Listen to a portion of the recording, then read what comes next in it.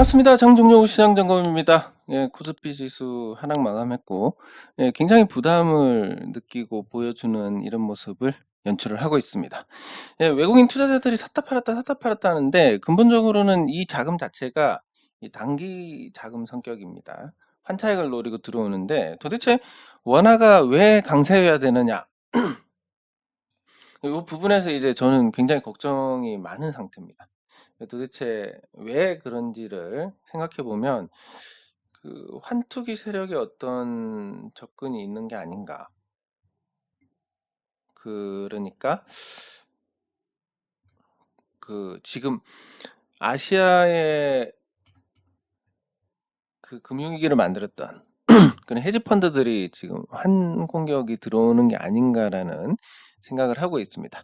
자, 그러면 이제 최근에 잘은 모릅니다. 잘 모르는 거 감안하셔서 들으셔야 될 것 같은데 이 원행 환율을 보면 지금 굉장히 변동이 큽니다. 이런 변동이 지금까지 있었냐라고 하면 단기간에 이런 변동이 있었긴 했지만 지금처럼 낮은 수준에서 이렇게 밀린다. 물론 일본 여행 가기는 좋겠지만 그게 아니라 왜 이렇게 되느냐. 일본 증시도 좋고 일본 경기가 우리보다 나은 상태인데 왜 펀더멘탈에 어떤 어긋나는 환율 변동이 있느냐라는 데 초점을 맞춰야 됩니다. 네, 그러면 하나씩 이게 제가 미리 찾아 놓고 말씀드려도 되는데 하나씩 요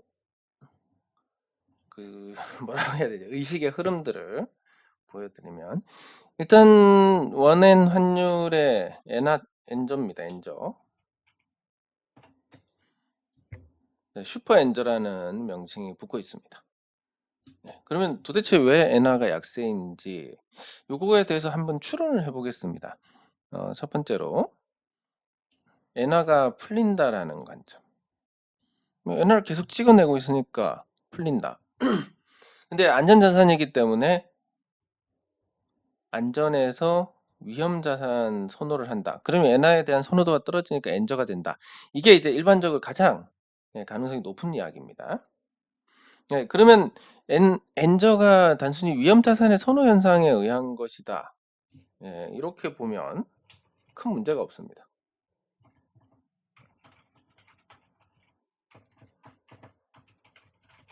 예, 그러면 이제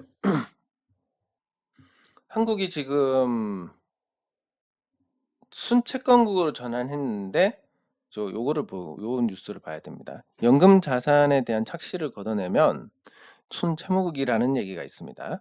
뭐냐면 그 국가의 총 채무가 810조 원, 그리고 금융자산, 그리고 연기금 등이 보유한 금융자산 해서 842조 원, 이렇게 해서 이제 32조 원이 플러스인데 이걸 제외하면 이거는 국가의 어떤 국가 돈이 아니니까. 네, 그러면 순채무의 어떤 규모가 커진다. 이렇게 됐을 때 한국이 지금 순채권국이라고 외환 얘기를 안심할 수 있느냐? 뭐 안심은 할 수 있습니다. 그럼에도 불구하고 지금은 이제 걱정해야 되는 게 무역 적자가 700억 달러를 넘어섰습니다. 지금 1년 반 동안.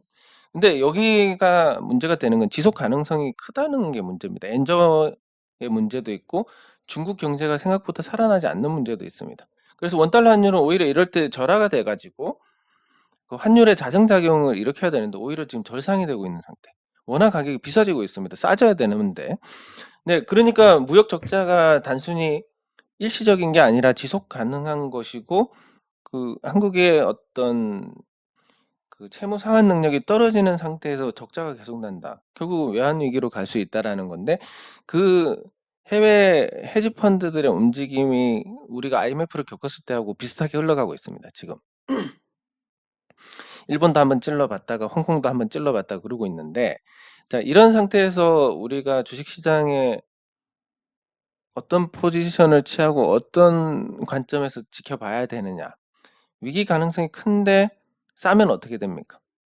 위기 가능성이 크지만 싸니까 사야 되는 거고 위기 가능성이 큰데 비싸다 그러면 매도를 해야 되는 거고 근데 위기 가능성이 없는데도 비싸다 그래도 매도입니다. 근데 지금은 이런 위기 가능성이 있는 상태에서 지수가 어느 정도 높아져 있다. 그러니까 비중 축소 관점에서 가야 된다라는 겁니다. 그리고 물론 이제 우리가 싸게 산 종목들은 장기 관점에서 계속 가져가는 건 맞는데 비중 축소의 관점은 지수 관련주고 예 그리고 앞으로 시간이 지나서 외환 위기 같은 건 없더라. 환율의 어떤 변동도 일시적인 거더라. 예 요런 부분들이 확인이 되면 예 그때 가도 늦지 않습니다. 그래서 지금은 비중 축소의 관점에서 보시는 게 맞을 것 같고 2,600 선을 넘기고 나서 안착을 하는 흐름 이게 큰 의미가 없고 반대로 2,600 선이 실적 대비해서 부담스러운 지수대니까 문제가 많다. 부담스러운 지수대니까 추가 상승이 쉽지 않다. 그러니까 매도 관점에서 접근을 해야 된다라고 정리를 할 수 있습니다. 자 그리고 기억하실지 모르겠지만 제가 예전에 그 LG 에너지 솔루션 아니 LG 에너지 솔루션 상장할 때 고거에 대해서 이제 제가 굉장히 부정적으로 말씀을 드렸던 적이 있는데 LG 화학이 반드시 팔 것이다. LG 에너지 솔루션 지분을 팔 것이다. 말씀을 드렸고 오늘 그 일이 일어났습니다. 예, 그래서 그 여기 보시면 예, 주가가 급락했는데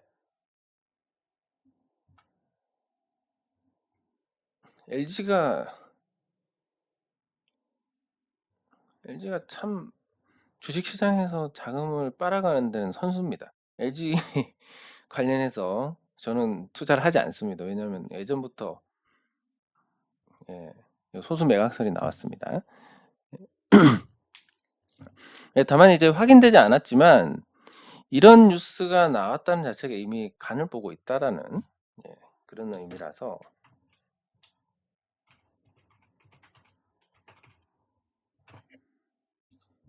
예, 그래서 블록들을 매각할까 이런 얘기들이 이미 작년부터 나왔습니다. 이렇게 2022년에도 나오고 계속 제가 말씀드려 왔고 네 그래서 LG 에너지 솔루션 주식을 이제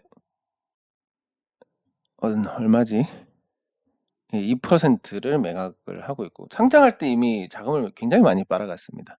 상장할 때 자금 많이 빨아가고 또 시장에 2조 원 풀어가지고 가져간다는 건데 이게 아직 사실 확인이 안 돼 있지만 예, LG화학이 2% 팔고 또 나중에 꽃감 빼먹듯이 2% 팔아서 얼마까지 팔 수 있습니까? 81.84%이기 때문에 31%를 팔아도 됩니다. 32%를 팔아도 되고 예, 앞으로 팔 게 어마어마합니다. 근데 이 32%라고 하면 금액으로 따지면 거의 40조인데 이런 돈을 시장에서 다 빨아간다라는 거니까 뭐 대형주가 오르겠습니까? 이렇게 돈을 빨아가는데 예, 그래서 굉장히 부정적이다. 이게 지수 전체에도 부정적인 영향을 줄 것이다라고 보시는 게 맞을 것 같고 블록딜 시작하면 뭐 한 번이 어렵지 앞으로 기회만 있으면 블록딜을 할 거고 50%까지 가도 문제가 없으니까 예, 계속 팔 거다. 그러면 상단이 제한이 돼 버리니까 LG 에너지 솔루션이 지금도 말도 안 되는 가격인데 앞으로 오를 가능성이 없을 것이다. 예, 그러면 반등할 때마다 이제 매도 관점에서 접근을 하시는 게 적절할 것 같습니다. 네, 그리고 예, 이 태림 포장이라는 종목입니다. 그 지금 이제 아리백 관련해서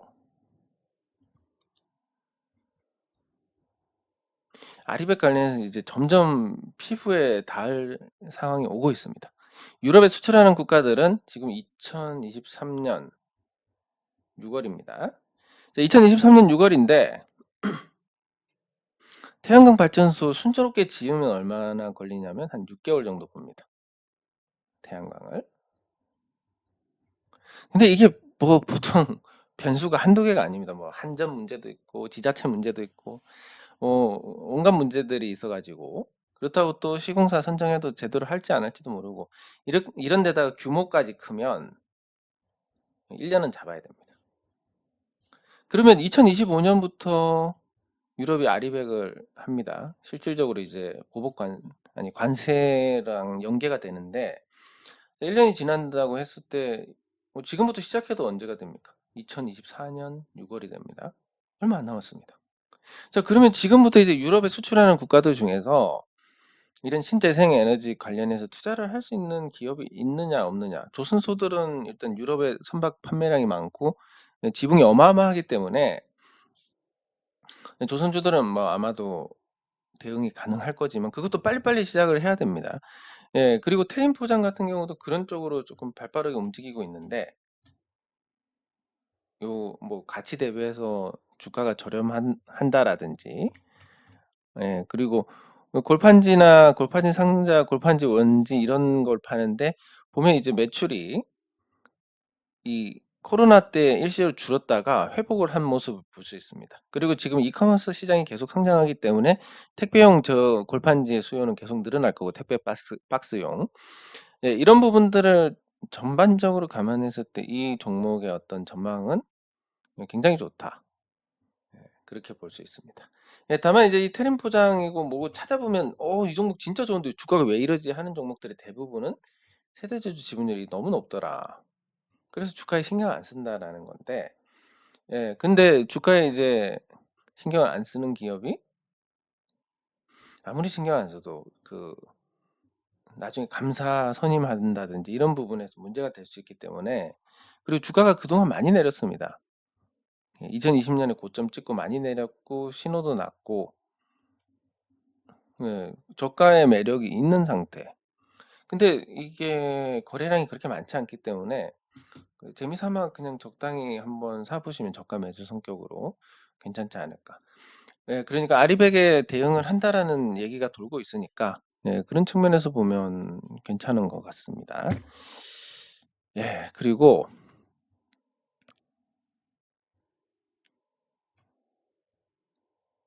댓글 맞다. 댓글 확인 안 했는데 댓글 확인하도록 하겠습니다. 감사합니다. 유튜브 이 닉네임이 바뀌었습니다. 아이디가 드러나는 걸로 바뀌는 것 같은데 아무래도 이제 닉네임부터 불쾌한 걸 해가지고 또 내용도 불쾌하고 이런 부분들을 막기 위해서 그런 것 같습니다. 감사합니다. 아이고.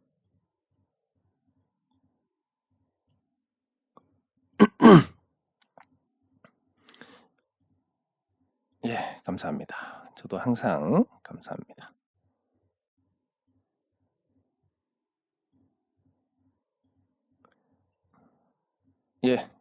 감사합니다.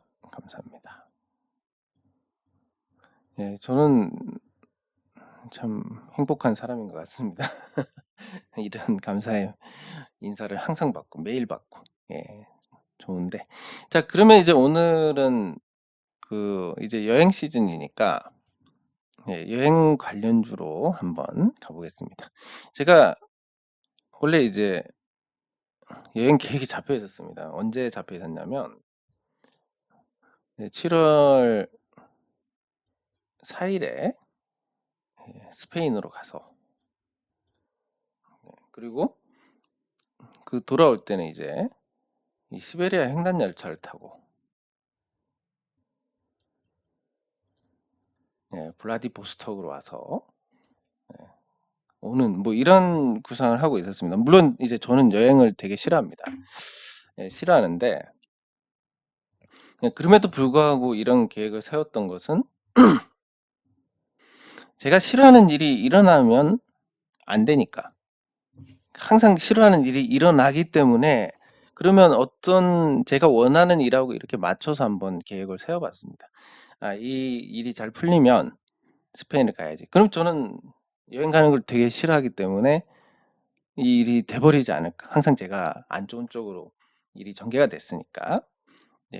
그랬는데 안 됐습니다. 그래서 이게 뭐 이런 생각을 해봅니다. 가짜로 하는 건 안 되고 진짜로 예약을 해야 되나 이런 생각을 하는데 이제 이런 구상을 할 수 있다는 자체가 뭐냐면 이제 여행을 하기가 예전보다 많이 수월해졌다라는 겁니다. 그러면 이제 지금 숫자 관점에서는 좋을 게 없습니다. 보시면 하나투어를 보시면 아예 이 신용을 못 쓰게 돼 있습니다.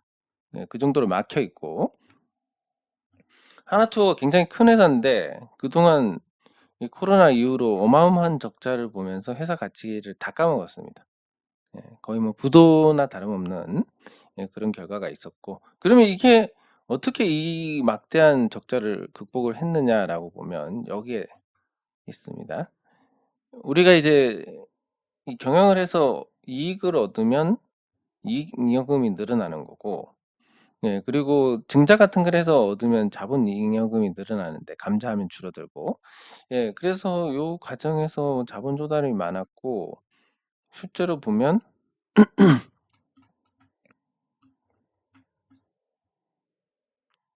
예, 투자 활동, 뭐 재무 활동 이런 거 보면 영업 활동으로 인한 현금이 엄청나게 빠져나갔습니다. 자, 그러면 이제 거의 뭐 좀비나 다름없는 상태인데, 그럼에도 불구하고 이 회사가 만약에 과거의 어떤 그 위상을 회복한다면, 여기에 이제 초점을 맞춰 보겠습니다. 요 수준으로 회복한다면 2018년 수준으로. 그럼 매출이 뭐 이제 통화 가치가 떨어졌으니까 매출이 거의 조 단위가 될 거고, 영업이익도 한 300억 정도 될 거다. 이런 관점에서 이 하나투어를 본다면 매출이 조 단위에 300억. 그러면 적정한 시가총액이 3천억인데, 제조업처럼 이제 이게 어떤 자산으로, 유형 자산으로 묶이고 이게 실적으로 부풀려지고 재고가 실적으로 부풀려지고 이런 건 아니기 때문에 보통 이런 서비스 쪽은 곱하기 2를 해줍니다. 그래서 300억을 번다 그러면 600억 정도, 아니 600억이 아니라 시가총액이 적정한 수준이 6천억 정도다. 이렇게 볼 수 있는데 6천억이 아니라 지금 8,700억입니다. 주가가 내렸지만. 예, 그러면 여행 관련주들이 좋지만 기대감에 의해서 작년에 이미 많이 올랐고 지금 죽어 있다. 그러면 기술적으로는 이게 단기간에 이렇게 흐르다가 자, 이제 반등을 할 만한 기미가 보이니까 단기 흐름에서 먹을 수 있는 게 있을지 모르겠지만 가치 측면에서는 아무리 후하게 주더라도 별로다. 적어도 돈을 버는 걸 보고 확인을 해야 될 것 같다. 이렇게 가는 게 맞을 것 같습니다. 자, 그러면 하나투어는 빼고 대한항공을 보겠습니다. 예, 대한항공이 최근에 좋아지고 있고 그게 여행 수요, 여객 수요의 증가라든지 이런 쪽으로 가고 있습니다. 그러면 하나투어랑 비교했을 때 대한항공은 지금 신용이 가능한 종목으로 분류가 돼 있고, 또 하나가 연간 기준으로 봤을 때 코로나 때 타격을 받긴 했지만 화물 운송으로 잘 방어를 했습니다. 그리고 2021년에 아시아나항공하고 합병하면서 실적이 어마어마하게 늘어났고 2022년에 또 그렇습니다. 즉 대한항공은 저 하나투어랑 달리, 예, 위기 때 타격이 크지 않았고 지금 좋고 지금 유가도 떨어지고 환율도 좋아지고 여행 성수기까지 맞이해서 시장 관심을 받을 가능성이 충분히 있다. 그러면 대한항공이 지금 시가총액이 9조 원 정도 되는데 저평가 아니 고평가된 거 아니냐? 이미 작년 기준으로 자산 가치가 그 이상입니다. 그리고 실적 가치는 당연히 그 이상이고.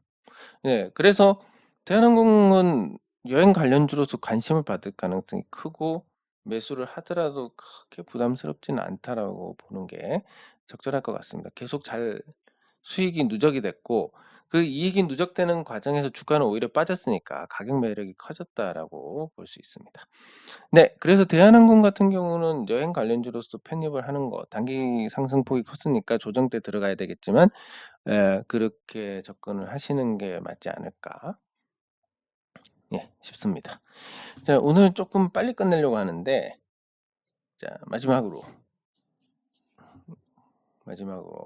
SK 하이닉스를 보고 마치도록 하겠습니다. 예, SK 하이닉스가 최근에 단기 급등을 하고 조정을 받았는데 제가 말씀드렸듯이 이제 추가 상승이 굉장히 어려운 구조입니다. 자, 그러면 요거